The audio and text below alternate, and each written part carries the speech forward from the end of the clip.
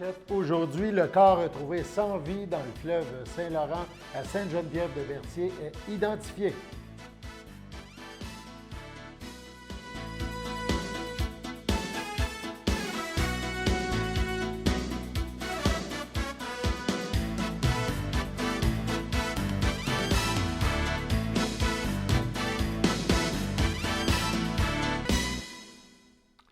Bienvenue au bulletin d'information sur les ondes de CTRB, votre télévision communautaire, locale et régionale. En ce 11 décembre, débutons par une nouvelle qui suscitait des questionnements il y a quelques heures à peine. La police de Montréal, le SPVM, annonce dans un tweet qu'en fin d'après-midi, donc, hier, M. Claude Poirier, disparu le 6 décembre dernier, a été retrouvé sans vie dans le fleuve Saint-Laurent à Sainte-Geneviève-de-Berthier. On sait qu'il y a eu un déploiement policier là, pour retrouver, une fois qu'on a retrouvé ce corps, et il a maintenant été identifié. Il s'agit de M. Claude Poirier, qui était disparu de la région de Montréal depuis le 6 décembre dernier. Plus tôt aujourd'hui, dans nos locaux, nous avons rencontré Michel Daisy, le président du syndicat UPA d'Autrey, et Régent Sylvestre, premier vice-président du même syndicat. Il nous parle d'un nouveau service qui a été instauré il y a quelque temps, mais qui a été fort utile en ce temps de pandémie. On parle maintenant à l'UPA, dans la Naudière, d'une nouvelle travailleuse de rang. Il y a eu les travailleurs ou les travailleuses de rue. Maintenant, on parle de travailleuses de rang. Allons à la vidéo. Je suis avec Michel Daisy, qui est le président du syndicat UPA d'Autrey, et Régent Sylvestre, qui est le premier vice-président du même syndicat UPA d'Autrey. On va parler dans les prochaines minutes, on va parler évidemment d'agriculture, mais aussi agriculture par rapport à notre territoire. On sait que d'Autrey est une région passablement agricole, avec beaucoup d'intervenants à ce niveau-là.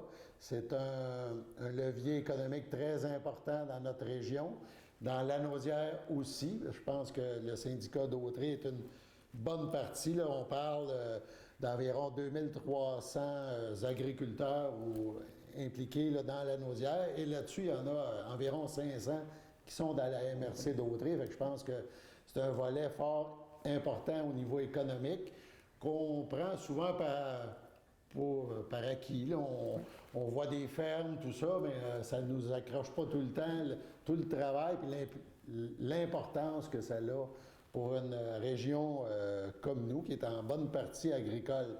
Il y a plusieurs sujets. Évidemment, on vient... L'année 2020 va se terminer sous peu, là. On ne sera pas fâché personne, je pense. On espère que la prochaine va être meilleure. C'était vraiment assez horrible à plusieurs points de vue. Puis, il y a quelque chose de vraiment particulier qui s'est passé sur le territoire de la Naudière, puis peut-être ailleurs, mais en tout cas, on va parler de notre région et dans d'Autrey.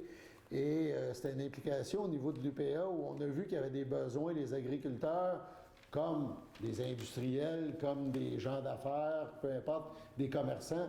À un moment donné, quand tu arrives avec une pandémie comme ça, tu peux frapper un mur. Là. Il y a toutes sortes de choses, tu ne sais plus trop comment te diriger, quoi faire, tu vois noir, tu sais, ça va moins bien.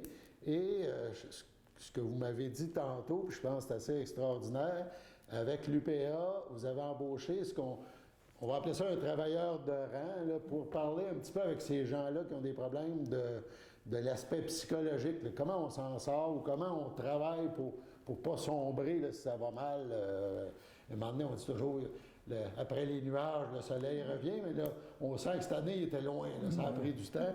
Donc, c'est un peu comme les travailleurs de rue, là, je ne sais pas, peut-être M. Sylvestre, vous voulez nous en glisser un mot? Oui, bien, on a engagé une travailleuse de rang parce qu'on voyait la détresse psychologique chez nos producteurs agricoles. Alors, on l'avait déjà implanté. Alors, quand la COVID est arrivée, alors on était déjà prête à ça.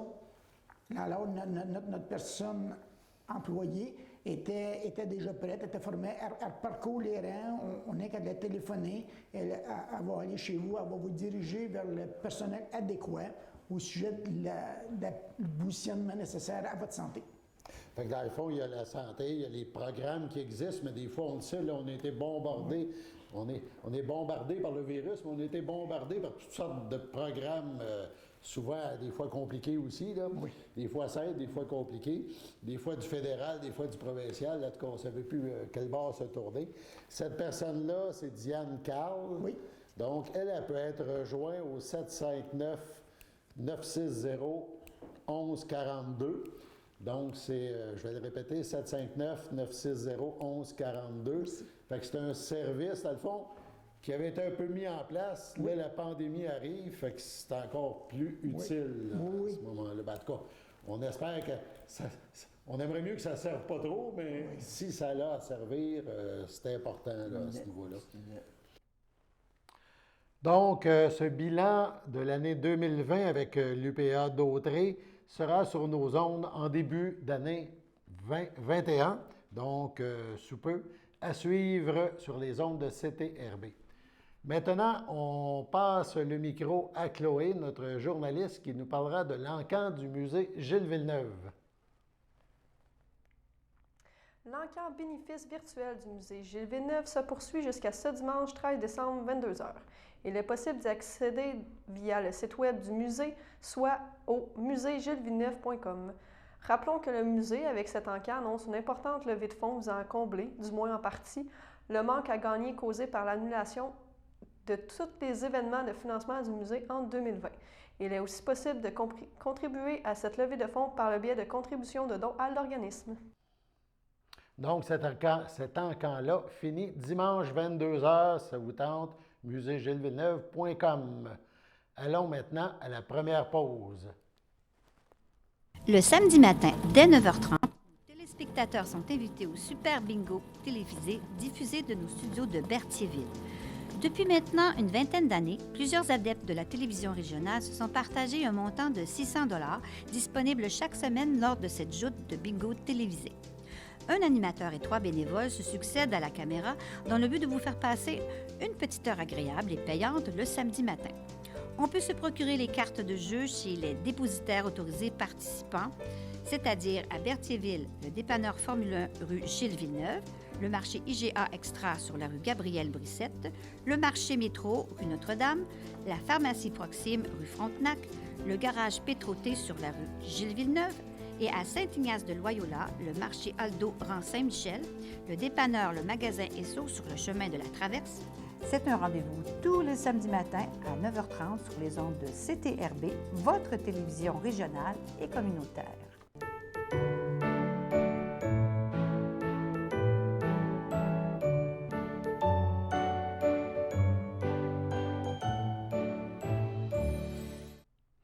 Place aux anniversaires en ce 11 décembre 2020.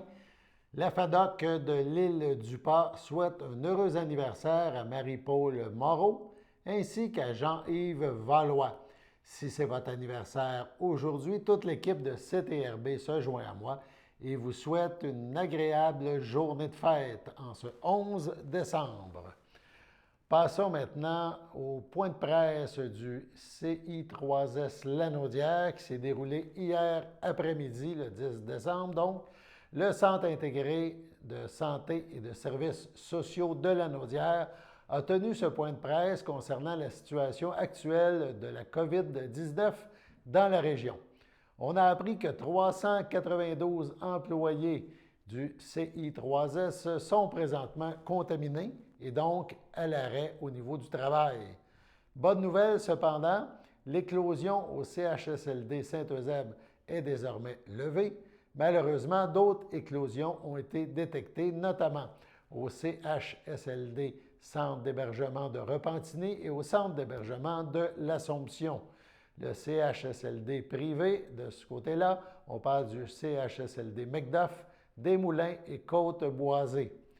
Au niveau des RPA, le RPA Oasis Terrebonne, le RI Le Couvent, le RPA Souvenir du Cœur, le Repère et l'accueil de Saint-Roch sont aussi touchés dans la Naudière.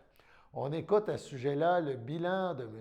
Lessard, le responsable du CI3S, et de Mme Babir, la directrice générale. Merci Pascal, bonjour, bon après-midi. Alors, la Naudière est toujours la troisième région la plus touchée au Québec, avec entre 100 et 130 nouveaux cas par jour. Alors, juste par titre de comparaison, l'été dernier, nous avions moins de 10 cas par jour, et à la fin octobre, début novembre, nous avions 180 cas par jour. Donc, ça va un peu mieux, et la région, le sud et le nord de la région ont maintenant une propagation différente. Comme vous le savez, le nombre de cas a diminué de façon très substantielle au nord, c'est-à-dire à Joliette et autour de Joliette, mais le nombre de cas continue d'augmenter de façon importante dans le sud, dans les MRC des Moulins et de l'Assomption, et en particulier dans nos grandes villes. M. Lessard a d'ailleurs souligné que l'éclosion chez Olimel-Berthierville, l'usine de Berthierville, semble désormais sous contrôle.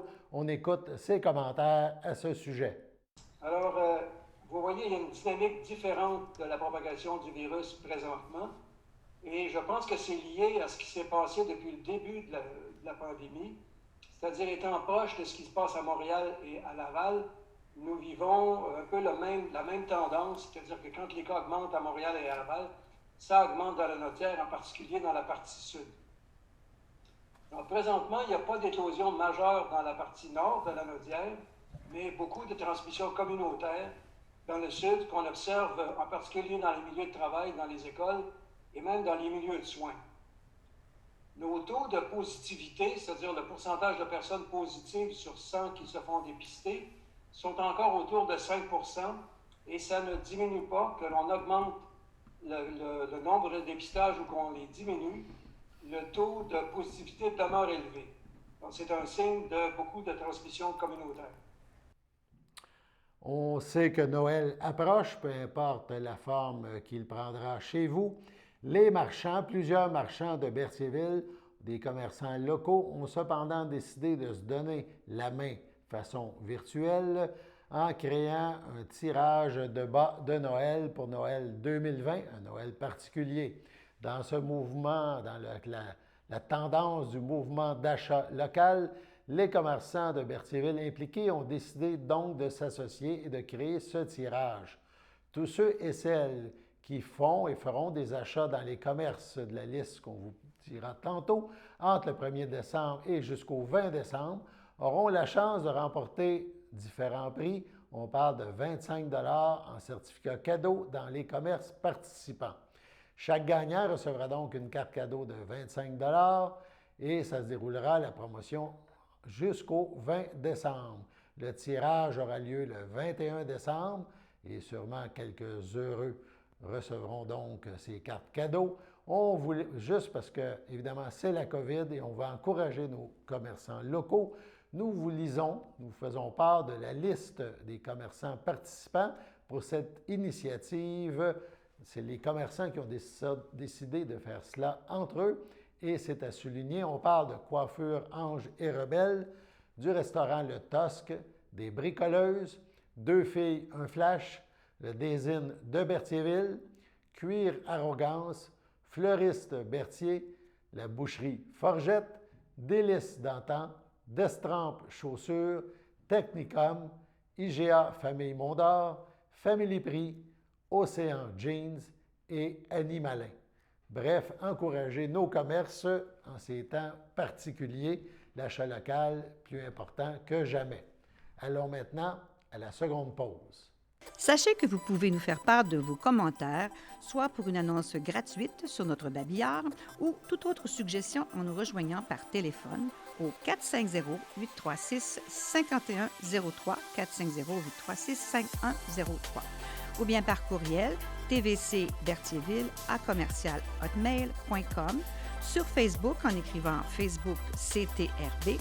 Et surtout, n'hésitez pas à visiter notre chaîne YouTube afin d'y retrouver une grande partie de notre programmation sur YouTube CTRB. Les émissions sont classées par catégorie, vous permettant de chercher moins longtemps.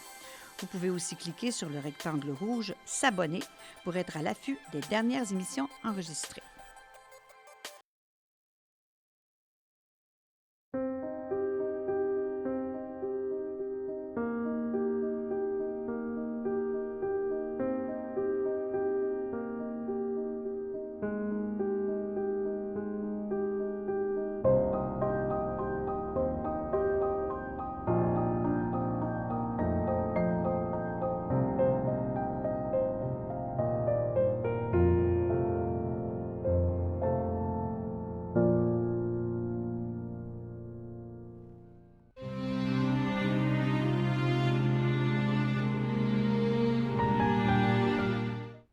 Au centre d'hébergement Champlain-le-Château, le 27 novembre, à l'âge de 88 ans, est décédée Mme Madeleine Bergeron, épouse de feu Laurent Chevalier, demeurant à Saint-Ignace de Loyola.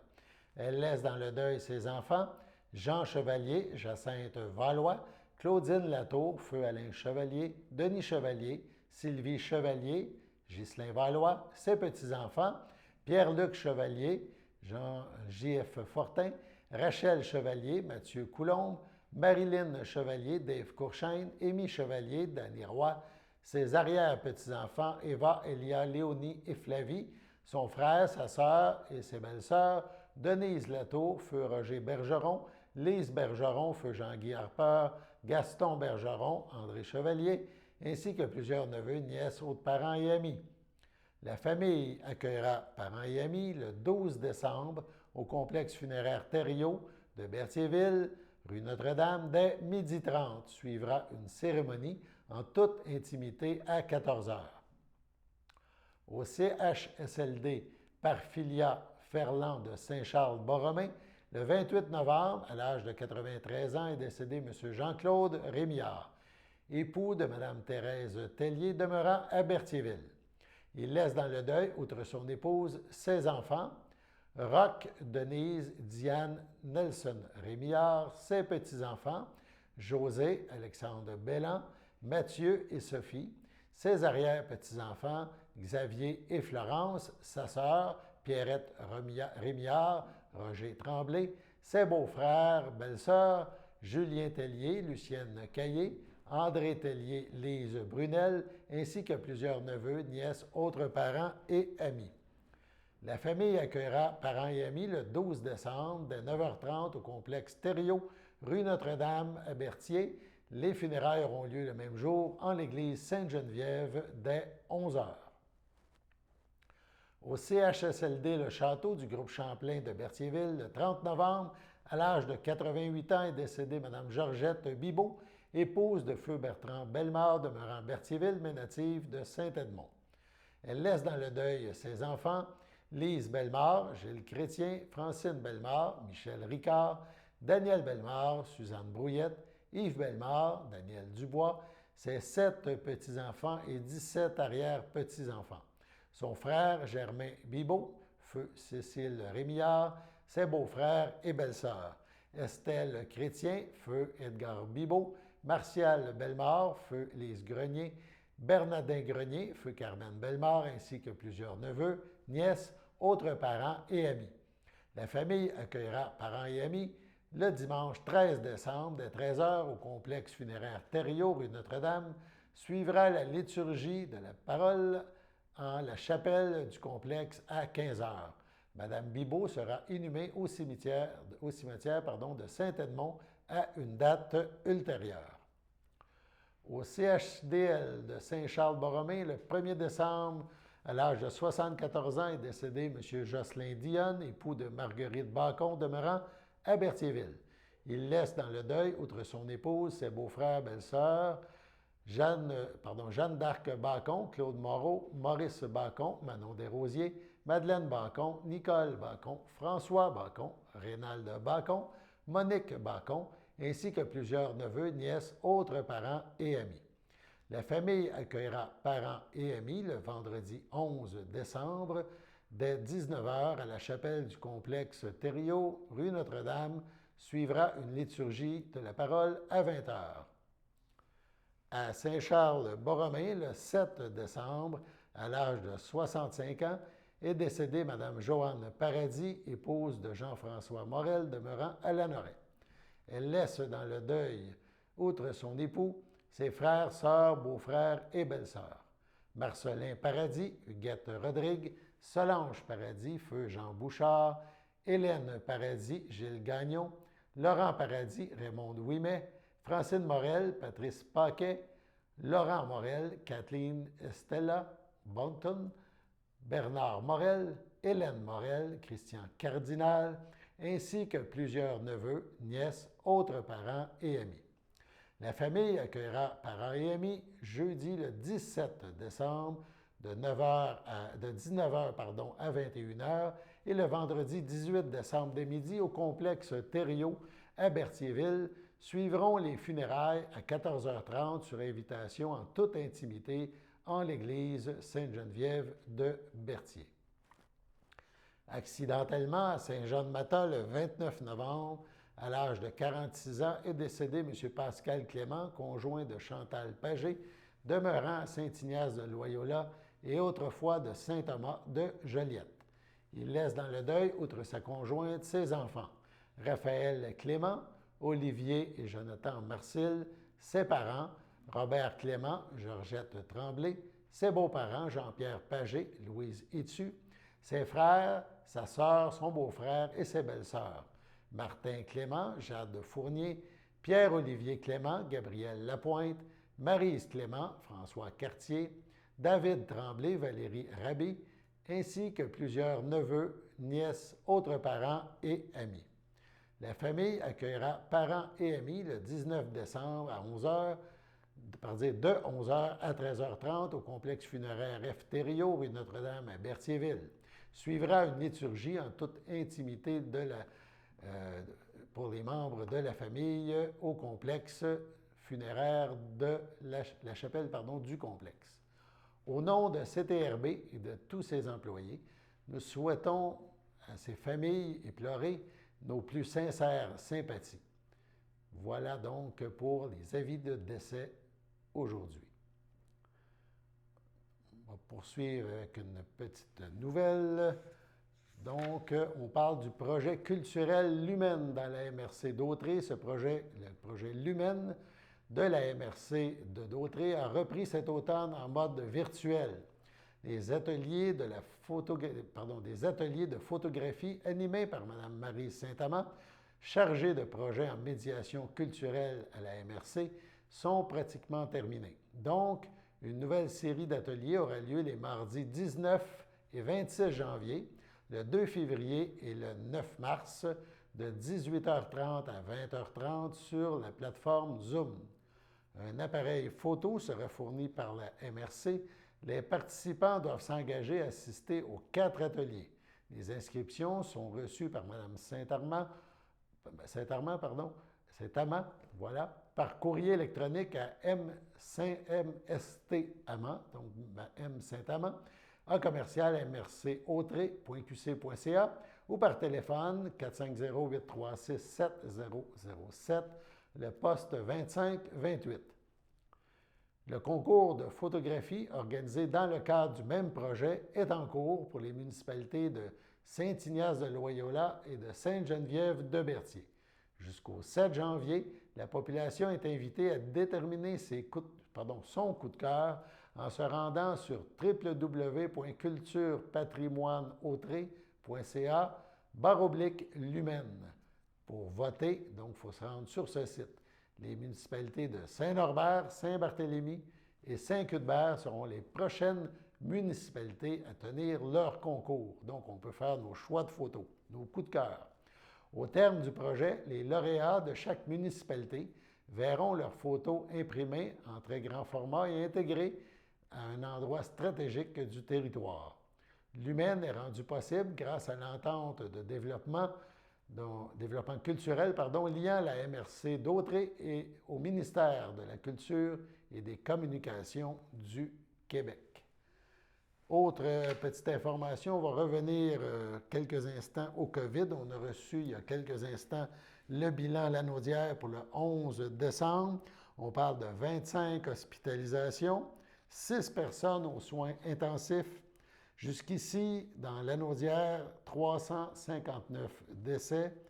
On parle de 12 533 cas. De ce nombre, encore 1212 cas actifs et 10 962 cas rétablis. Évidemment, le nord, on a entendu parler tantôt, le nord de Lanaudière est moins touché que le sud. La MRC de Mataouini compte 61 cas, la MRC de Montcalm 96, la MRC d'Autrey, notre MRC 107, et la MRC de Joliette, ça s'améliore graduellement, on parle de 191 cas. Là où le bas blesse, c'est dans le sud, la MRC de l'Assomption compte 350 cas et la MRC Les Moulins, 406 cas. Donc, Dautrey est comme séparé en deux là, au niveau des cas. Tout le monde est en rouge, mais c'est moins pire un petit peu dans la partie nord de Dautrey. Évidemment, il faut poursuivre nos efforts, toujours faire attention pour éviter que ces chiffres deviennent encore plus dramatiques. On sait que ce n'est pas facile à l'approche des fêtes. Passons maintenant à la météo.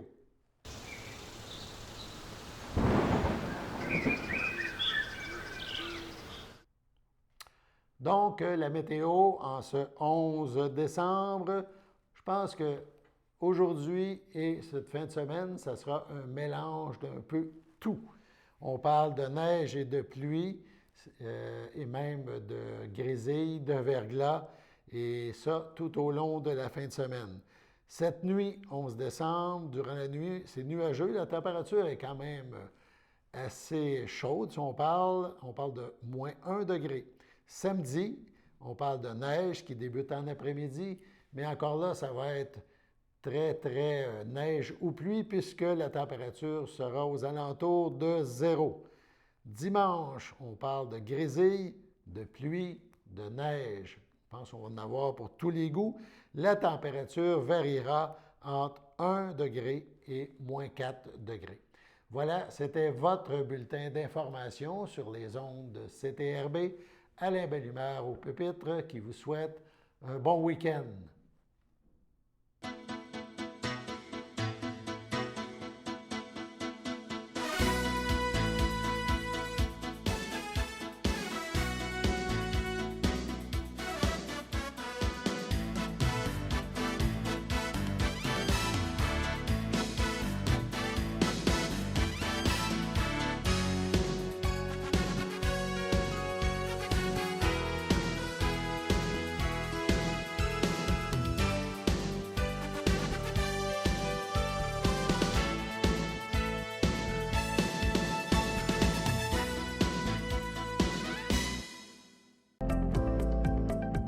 Les télévisions communautaires autonomes du Québec, ce sont les télévisions les plus importantes parce qu'elles sont proches de la communauté. On veut encourager des gens qui parlent de ce qui nous intéresse, mais aussi qui participent au développement local. Mais c'est fini le temps là, où on allait lire une affaire qui a été écrite avant hier au bout du monde. Non! Tu veux savoir ce qui se passe chez vous? Bien, ma télé préférée, c'est la télé autonome communautaire. C'est ici que ça se passe.